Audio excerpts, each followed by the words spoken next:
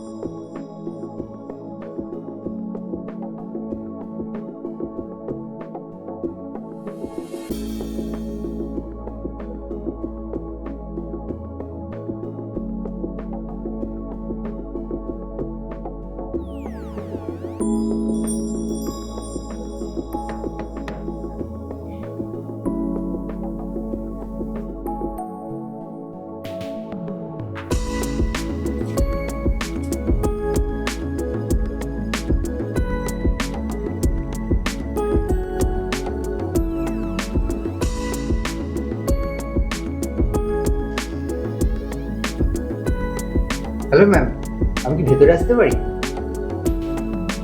হ্যাঁ, এসো।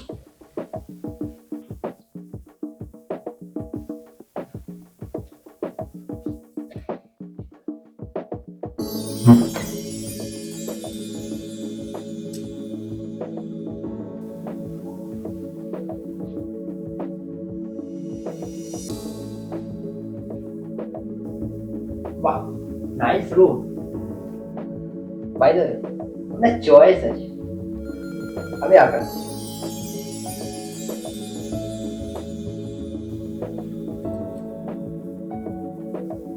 আমার সাইডে প্রোফাইলটা নিশ্চয়ই আমার দেখেছি। হ্যাঁ,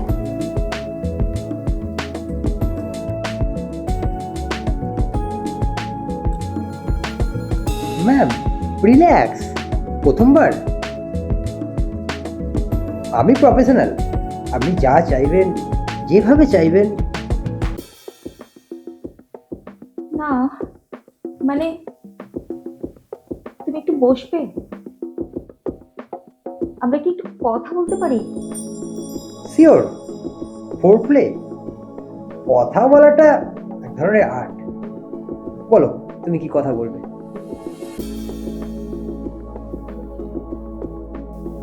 আচ্ছা, তোমার রেট কত ছিল প্রতি ঘন্টায়? 5,000। তবে ম্যাম তাড়াহুড়ো নেই, এসব নিয়ে আমি তো চিন্তা করি না।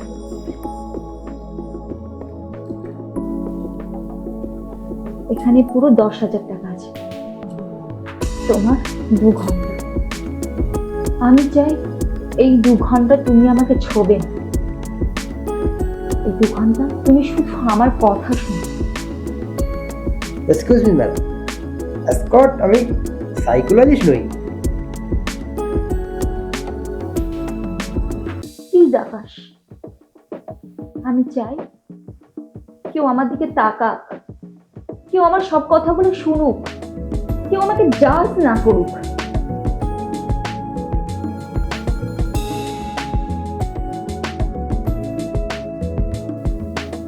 বাড়িতে আমার স্বামী আছে, 2 ছেলে মেয়েও আছে। স্বামী বড় ব্যবসায়ী, সারাক্ষণ বিজনেস নিয়েই ব্যস্ত। ছেলে মেয়েরাও তাদের নিজেদের নিয়েই ব্যস্ত। আমি আছি, কিন্তু শুধু আসবাবপত্রের মতো, সাজানোর একটা জিনিস।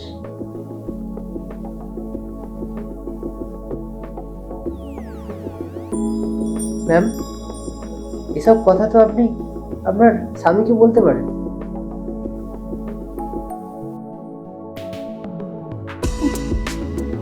স্বামী, সে যে আমাকে শেষ কবে ছুঁয়ে দেখেছে আমার মনেই পড়ে না। আর সেক্স, সেক্স তো দূরের কথা, শেষ যে কবে আমার দিকে তাকিয়ে জিজ্ঞাসা করেছে যে তুমি কেমন আছো, তাও আমার মনে নেই।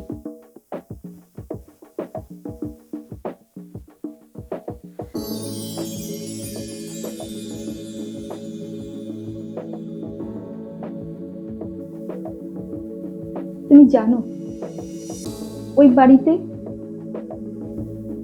আমি একটা সাজানো আসবাবপত্রের মতো, দাম সাজানো গোছানো, কিন্তু প্রাণহীন।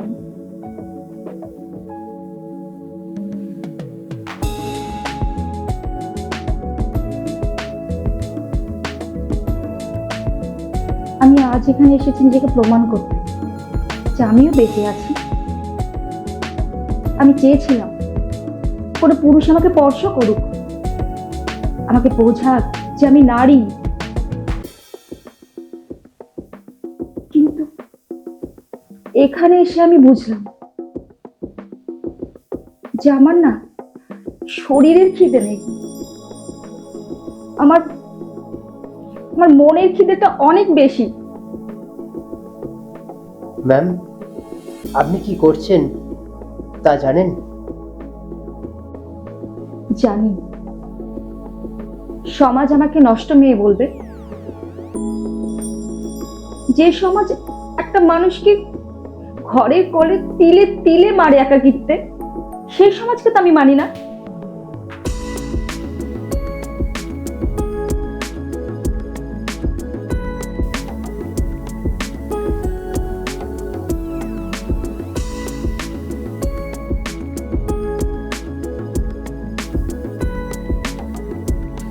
ম্যাম, আমার টিপস 5,000, বাকিটা আমার টিপস হতেই পারতো যদি আমি আপনাকে সার্ভিস দিতাম, কিন্তু আপনি আমাকে সার্ভিস দিলেন। আজ আমাকে শেখালেন যে আমাদের পেশায় শরীর বিক্রি হয়, কিন্তু একাকিত্বের কোনো বাজার নেই। আকাশ,